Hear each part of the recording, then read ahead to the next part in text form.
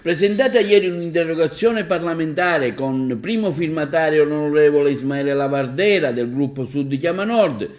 insieme a 7 parlamentari sugli interventi urgenti al fine di trasferire l'IPIA Fermi di Agrigento in una sede più sicura e idonea. Il 6 novembre ultimo scorso, dopo aver inoltrato una lettera agli organi preposti, abbiamo denunciato alla stampa, insieme agli amici del Circolo Rabat di Legambiente, la situazione di stallo che mantiene dopo 9 anni l'istituto IPIA nei locali presso la zona industriale. Riteniamo, afferma la nota stampa, il Codacons, che la zona industriale vada immediatamente restituita alla piena fruibilità delle aziende agrigentine tenute alla canna del gas, forse di proposito da una politica del non fare che non ci appartiene. Siamo felici che il vicepresidente della commissione antimafia regionale e il presidente di Sud Chiama Nord Lavardera ha fatto sue le nostre rimostranze, presentando una interrogazione parlamentare che ha raccolto, oltre alla firma del primo firmatario, ben 6 firme di altrettanti parlamentari regionali. Adesso si attende una risposta che darà il governo Schifani,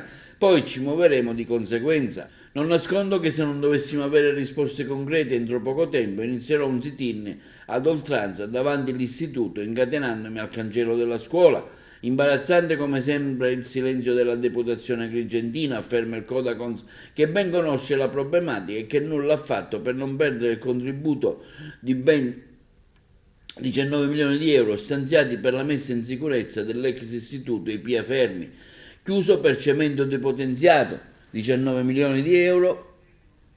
che avrebbero anche prodotto posti di lavoro, ridato dignità alla nostra città, ma che nel silenzio anche di una classe politica locale inerme e sottomessa alla deputazione non va altro che accettare ciò che decidono i deputati irriconoscenti del proprio territorio. Questo quanto affermato in una nota stampa dal Codacons, coordinamento delle associazioni per la difesa dell'ambiente, dei diritti dei consumatori della sede provinciale di Agrigento.